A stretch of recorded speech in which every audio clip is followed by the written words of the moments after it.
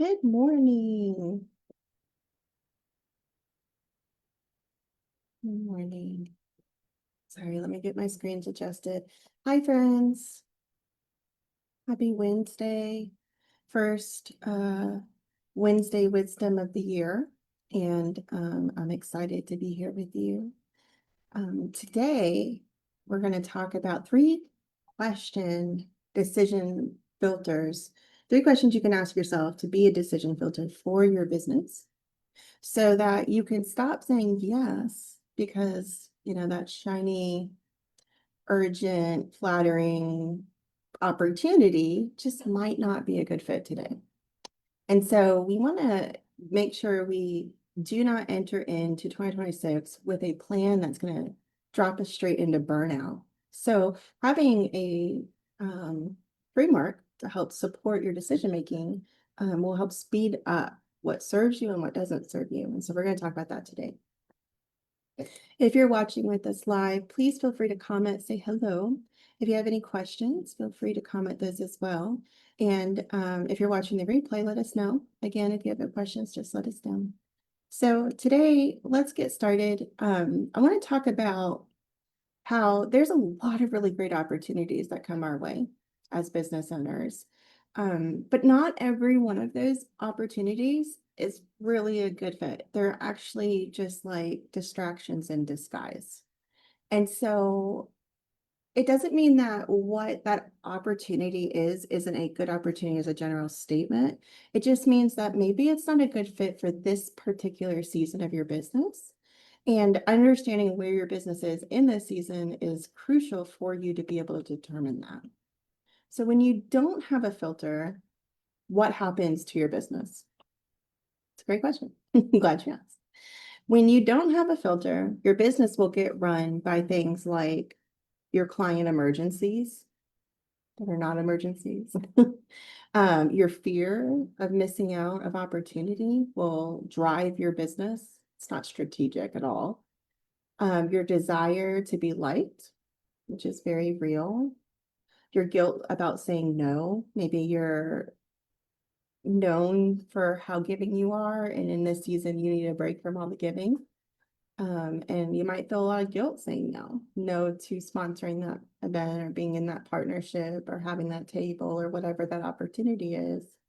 Your excitement might even be the thing that's running your business. But as much as I love excitement in a business owner, I've got to be honest with you, the excitement is not a strategy at all. It's delightful though, so keep it up. But today we're going to give you 3 questions. If it does not pass this test of these questions, if it is a no or not right now, then we're going to just release it from our businesses. And it's going to be without drama because we don't need long, intensive separations from things. We can just simply say, that doesn't fit with my strategy this year or in this quarter. And I'll give you some communications templates or frameworks that you can use as well for that rejection conversation. So first, let's talk about opportunities that derail us and what happens when that happens. So a lot of times I see and talk with women who go to weekly networking events, BNIs, they do chamber events, they might go to like co-ops or workspaces, group workspaces, all kinds of things. And they're going to all these places. Sometimes they're sponsoring a bunch of things out in the community. Maybe it's a summer farmers markets that they're sponsoring a table at or something like that. But the audience that they're in front of is not their ideal client. They're just there. And I love brand awareness as much as the next person. However, just being there without your audience being there is not a strategy. That is a distraction. And while it might look good on the outside and it might feel good that you're being busy and you're seemingly being busy in the right direction because you're showing up to whatever these offers are that are coming your way, but they're actually derailing you from your vision for your business, from what you want to see in 3 years down the road, the impact you want to have. It's not going to happen if your business serves seniors and you're advertising on soccer fields. You're probably not going to find your ideal client there. Or if your ideal client is a parent, but you're not showing up on the soccer fields, or you're not showing up in, the school system for their advertising opportunities, or wherever those people gather, you're just missing those opportunities to be in front of the right people. It's not about being busy, it's about being strategic. So most of us don't say yes because things are aligned, and I want to change that in 2026. We say yes to things that come our way as business owners, typically because it's validating. And so we've got to be really honest, transparent with ourselves, with our capacity, our capabilities, and with our team's capacity and capabilities, and go, is this really the right thing for me? Right. So just because a shiny opportunity comes your way, it could be big, and it could get you more exposure, and it could be a thing, but is it really? And this is a real cost. It's, something that you've got to put energy into. It's your time. It might even be setting up a table. You might need to order collateral or something printed or things to give away, food, whatever. And it costs you something to show up every time you show up. So why not make sure that you're showing up in front of the right people and saying yes to the right offers for your business and the right opportunities? We don't want to steal, we don't want to say yes to things. Like, how do we know if something's not good, right? Well, we don't want to say yes to things that take away from your consistency, from your peace, from your delivery, even your marriage, your weekends, your health. If it steals from those categories in your life, it's not aligned in this season for you. It's not the right fit. It's stealing your peace. It's impacting your mental health. It's keeping you from resting so that you can work well. These kinds of opportunities are opportunities in disguise. And it might feel good to be busy, but they're harming you in the long run. They're not helping you. If something is not helping you, it is hurting you. So we've got to be really open to not chasing shiny things, but really looking at the opportunity in front of us and assessing the value. Now, you might say yes to a collaboration, like a quick yes. And suddenly you're like, I don't know, if you're a last minute person like I am, you're probably in Canva or Google at like midnight, rewriting copy or coordinating schedules or trying to look excited on Instagram, but you're doing it all last minute because you didn't have time and it wasn't a priority and you're just checking a box. Who is that helping? Who is that helping? At the CEO Woman, we could say yes to a lot of things, like speaking invites, collaborations. I mean, we get offered all kinds of things, workshops, leading conversations, creating lead magnets, new everything. But when it's summit season, we don't we don't need things that take us away from our summit. Or when it's, time for us to focus on our business school enrollment or our CEO sisterhood enrollment, we don't need a lot of new things to distract us from the purposeful work that gets us to our vision in the long term. We don't need more follow or more ideas. We need more follow through. Now, the first question I want you to ask yourself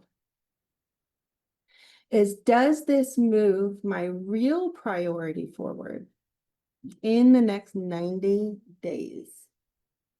3 months, 90 days. You're not asking, is this a good opportunity? You're asking, is this the right opportunity for this quarter? Because someday opportunities are endless. There's always going to be another thing down the road that someday you can be a part of. but in this particular quarter, is there capacity for this or no? Now, if you don't choose the focus, life will choose it for you. So you have to be really intentional. You need to know the vision of your company.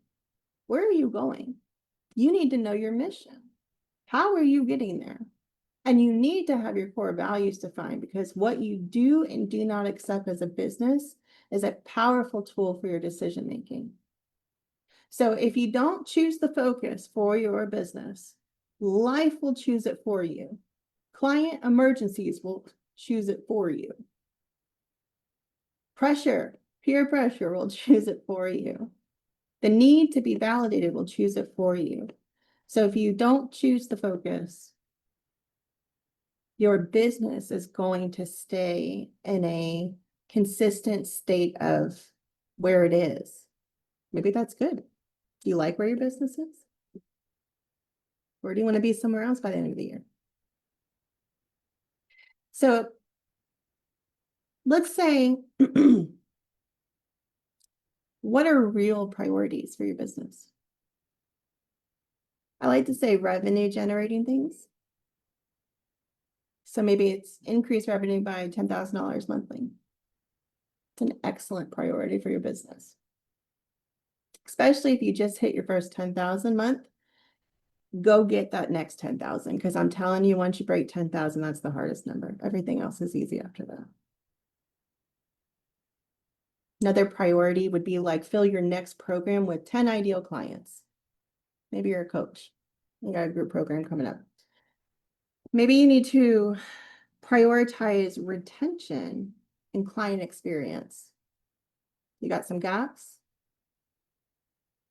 Have some complaints? Some operational pitfalls you need to focus on? Those things impact retention and they impact client experience. So prioritize them or you won't get the return. Building a consistent lead source, that's a great priority for your business, like an email list or a referral system. If an opportunity doesn't help you in the next 90 days, it's not a yes. It's either a next time, someday down the road, or a no. But it's not a yes. One thing that you can think about, or if you want to even tell us, I'd love to hear. What are you building right now? And what are you allowed to say yes to? So if our 90-day priority is the summit and where you need to sell tickets and get attendance, then a random new offer idea, even if it's good, isn't going to help. What it is going to do is it's going to split your messaging in half. It's going to divide your team's attention. It's going to split their attention. And then the decision isn't emotional. It's just now it's just a part of the runway. It's like another thing. It's noise.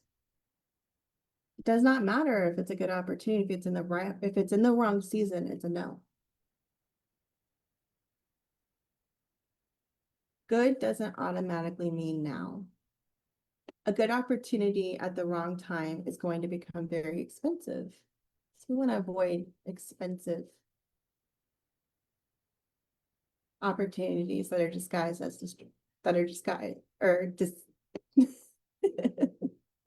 I'm tongue-tied. We want to focus on opportunities that are true opportunities and not actually just disguised as distractions. Now, the second question is this aligned with who we serve and what we're known for?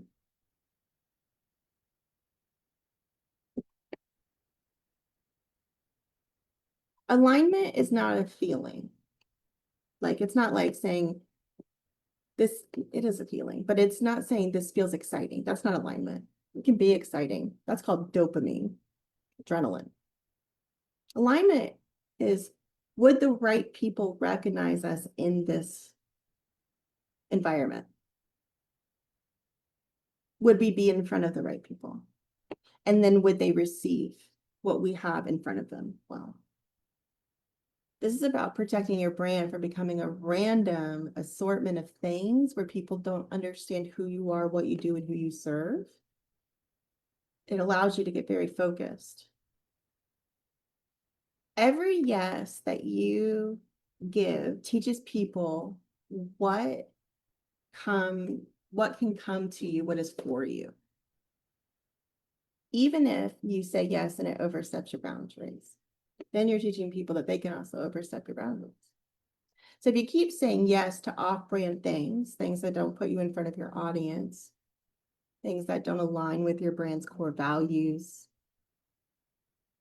then you're training your audience to expect off-brand things. It's not going to align. It's going to be confusing. Confusion detracts buying power every time. We do not want people being confused. And this is where women CEOs get trapped in being useful instead of being known. And we don't want that to happen to you in 2026. Our audience is established women business owners that want structure and frameworks, but they also want strategy that is specific to them, and then they need support. We're not a hustle culture. We're not a boss babe culture. No beginner stuff. We are here, seriously, scaling and growing and investing in our businesses strategically and with the full support of a community. So if someone invites us to do a quick marketing hack, side hustle, whatever talk, I know that that would perform well because people love tricks and trades and hacks. But that doesn't align with our brand. We don't teach trend marketing. We don't overexcite around vanity numbers. We don't highlight things that are not measurable to revenue. It's not important. It's important to us that we are looking at numbers that actually matter, that drive us to our mission, to our mission, to our vision. Now, I know that it might do really well for me to talk about 3 hacks you need for social media. And you know what? I could teach you trend marketing all day. It's very cut and dry. But it's going to put you in front of the wrong audience. You're going to grow really fast, and then none of them are going to buy from you. So it's fun to go viral on social, but if you're not serving people in Dubai, it doesn't matter that 6,000 people from Dubai liked your post, right? So a helpful gut check is, if your dream client watched this, would she say, that's exactly who I want leading me? Or would she say, that's cute, but it's not for me?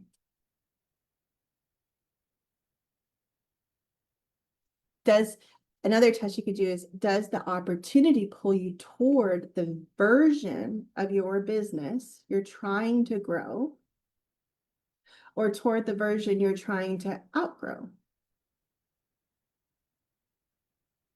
Super important question. It's okay for your business to outgrow a client niche. You're supposed to grow.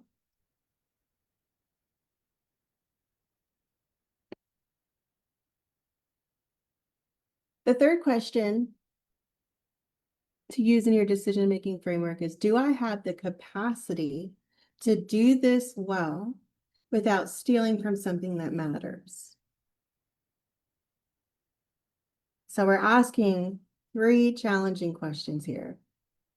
Does this move my real priority forward in the next 90 days? Is this aligned with who we serve and what we want to be known for? And do I have capacity to do this well without stealing from something that matters? So capacity isn't just about time on your calendar. Capacity is also mental energy. It's creative energy.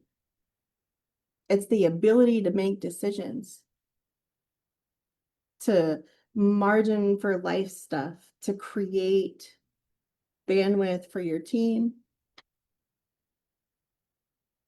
It's your ability to tolerate extra communication. And sometimes we don't always think about this. We get overwhelmed, but we don't actually think about where that overwhelm is coming from. So if you're introverted, I'm an introvert. When I talk to people, the way I know I'm introverted is when I talk with people and communicate with people, my energy drops. It doesn't go up. It just really fast. And in order for me to recharge, I have to be alone in a calm and quiet environment. If that's you, but you're on the go and you're dealing with clients and you're dealing with staff and you're dealing with community partners and you're moving and moving and moving and moving and moving, you are draining your mental energy and you are pouring from an empty cup. You are staying busy without being strategic, and you are not moving your business forward the way you think you are, but you are burning yourself out. We don't want this. We don't want this for you, for us, for anyone. We don't want this. A lot of women have the time technically, but there's no margin. So like we have to be thinking at a higher level for ourselves. If you do it poorly, you pay for it twice. So one in stress and one in the cleanup. So we want to make sure that we have capacity. We don't want to lose our peace working. We don't want to burn out. We don't want to get to decision fatigue. And honestly, if you can't do it with your standard of excellence, the answer should be not now or no. That should be an easy one for you. And I know that sometimes business can feel like feast or famine, but for you, I'm telling you, you're walking into a season of abundance. I would say that the easiest capacity test that I could give you would be before you say yes, answer this 3 things. What will this require? Who owns it? And what are we removing to make room for this? Right? Capacity. Be honest about your capacity. What is this going to require? We don't need optimism. Optimism is not a strategy. It can be a part of your strategy. It is not the strategy. Excitement does not move you forward. Be honest. What will this yes require? Who owns it? Is it you? Do you have someone on your team? Who owns it? Not, we'll figure it out. Stop saying that. Make a decision in the moment. Be bold, be brave, be forward. If you can't make a decision in the moment, it's probably not going to serve you. Think about it. And then what are you removing to make room? Something must move. You cannot be everything for everyone all the time. So adding a new feature to the CEO Sisterhood might sound amazing to us until we require how much it requires on the back end to onboard. How many communications do we have to change that are in our automated systems? Is there more support, more delivery? Does it risk our consistency with our members? Is it worth it? We protect the members' experience first. So if it's going to be a negative experience for them, the answer is no, even if it makes money. And you cannot know these things without understanding your capacity, your vision, your mission, your values. If the plan is, I'll just squeeze it in, that's not a plan. That's a future breakdown. So how do you actually decide yes, no, or not right now? Right? Yes has to pass the all three questions test.